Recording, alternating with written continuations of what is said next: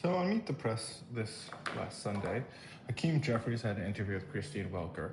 And in that interview, I really think he showed why he's just not ready for this moment, why his style of communication is completely ineffective, and why he really needs to be replaced as the speaker and step down from leadership in the Democratic Party. Um, just really ham-fisted, terrible answers again and again that have no vision for his party or for the country, and it's eminently clear that he has just been a little bit brain fried by corporate den consultant talk and is no longer uh, really ready to meet the moment. But let's just get into the interview and break down answer by answer why I think this. So his first question he gets is Christine Welker asking him to reflect on that 7 Democratic incumbents have lost their elections in this House cycle, and what are the primary voters trying to tell leadership. He doesn't give any direct answer to what he thinks voters are trying to tell him, just saying that he hopes to have the majority and hopes to make things more affordable, really just offers some platitudes. Christine Wilker then asks him whether or not he thinks Democratic Socialists of America belong in the party, playing, a Rahm Emanuel clip, who's trying to be taken seriously as a Democratic 2028 contender, even though his brother currently runs an arm of Trump's, propaganda wing, basically through the UFC. But anyway, Hakeem Jeffries then just goes on this little diatribe about all the points about the DSA policy agenda he doesn't approve of. And then just tries to pivot to saying that the Democratic agenda is affordability, even though he's taking that affordability agenda basically word from the Democratic Socialists, most primarily Mayor Mondami. But he's trying to copy their language and their playbook while disavowing other stuff, and it just comes off as very weak. And because he gave such a weak response, Christine Welker asks again, is there room in the party for Democratic Socialists? Is the big tent big enough? And he just continues to say this bullshit about how he doesn't support the DSA agenda and saying that there will be new Dems, there'll be blue dog Dems. I mean, some of these people want extremely safe primaries and are going to be in the House, and he's already kicking this faction. It's just stupid inter-party policy, and it's just already declaring things you're not going to do and negatively framing your own party. Also, the question of, the second question is really not even DSA. She's asked, is the Democratic Party big enough for Democratic Socialists? Bernie Sanders is Democratic Socialist and been one of the most prominent Democrats in the party since 2015. Most of the big policy agendas that are popular that the Democratic Party proposes right now come from the progressive wing and from Bernie Sanders.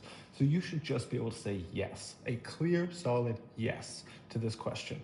And be able to then use that clear, solid yes to pivot and control the narrative. But he is just completely unable to do that and gives some of the most ham-fisted responses about trying to lower costs of living, groceries, gas.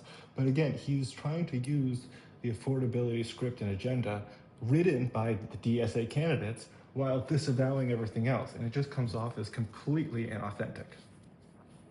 He's then asked about abolishing ICE, and not even his own personal opinion on it, but whether or not he would bring the abolishing ICE bill to a House floor vote.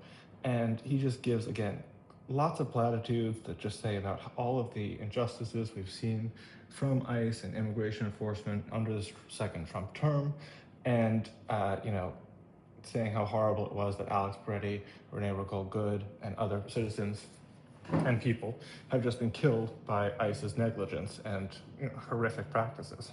But he doesn't say clearly whether or not he thinks it should be abolished or how deep that reform would go. And so he gets asked again, would you actually bring that vote on the House floor? And again, he just gives a wishy-washy answer saying he doesn't trust the Justice Department right now, he doesn't trust Trump, he doesn't trust ICE. But you should just be able to clearly say, yes, I'll bring it to the floor. Just say yes. Say you're going to do big, bold things. It probably won't happen. Even if you bring it to the floor, the chance it gets through the Senate is almost none. But I mean, don't start negotiating with yourself. Let the Republicans bring your ideas down to earth. I mean, try to stand for something. But he, continually negotiates with himself before he even gets to the Republicans. And it just shows that he has really no vision. And I think the most damning way this is shown is Christian Welker's next question about Medicaid for All, where she notes that Hakeem Jeffries co-sponsored Medicaid for All legislation from 2013 to 2021. What changed in 2021 is that he moved up in the Democratic leadership and of the party, and then no longer supported it. And then asked, would he bring up Medicaid for All for a vote if he became the speaker, if he actually had the power to. And he just gives these platitudes about, they're looking past the election for what they can do. They're focused on November 3rd, not January 3rd, which is just a terrible response to tell voters we're focused on the election, not what we can actually do once we're in power. Then why would they vote for you? What's the purpose of voting for you if they're just voting for you to have your job? You need to give them positive policy proposals. And this wishy-washy answer just makes Kristen Welker ask him again whether or not he personally supports Medicaid for All.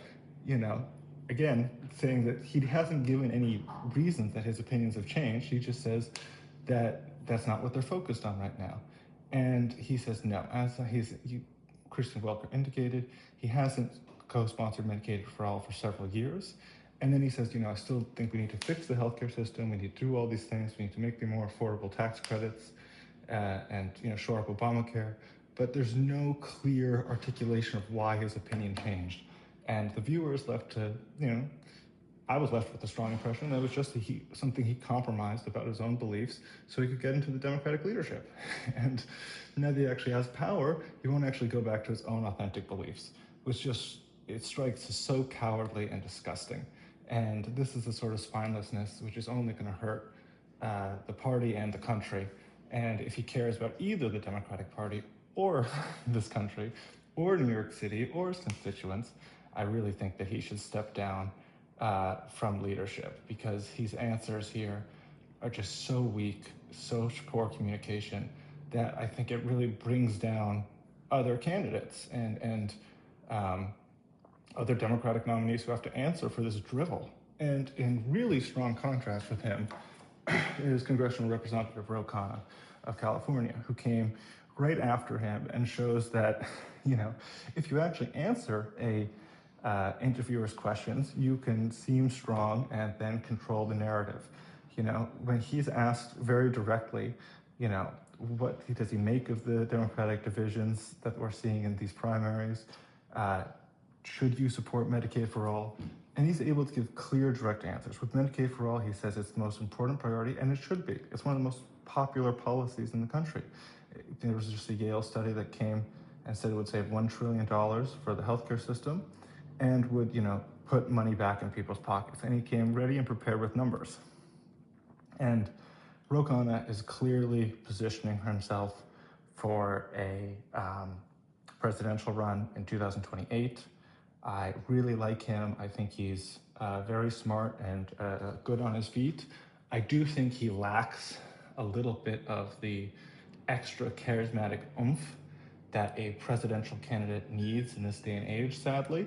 I think if we were running in we were back in the 80s or 70s, I think he might have been an amazingly strong candidate. But I do think he lacks a little bit of that technical oomph and charisma to really get over the hill. But he would be an amazing Speaker of the House. I would love to see him take Jeffries' job. And I think that contrasting their responses in these two interviews and just the clear manner in which they communicate highlights how good Ro Khanna is at using the progressive message and the energy that's out there in the Democratic voter base, while not, he's still a hyper-capitalist. He still represents Silicon Valley. To accuse him of being a socialist, you come off as just laughable. But he has clearly listened to what primary voters and what Democratic voters are upset about with the leadership and has clear ideas to address them. And I don't think I've heard Hakeem Jeffries express a clear idea really in months or years. And so I really think he's going to stay throughout these midterms, but there should be a serious consolidated effort to get both Hakeem Jeffries and Chuck Schumer out of leadership before the presidential election starts in earnest.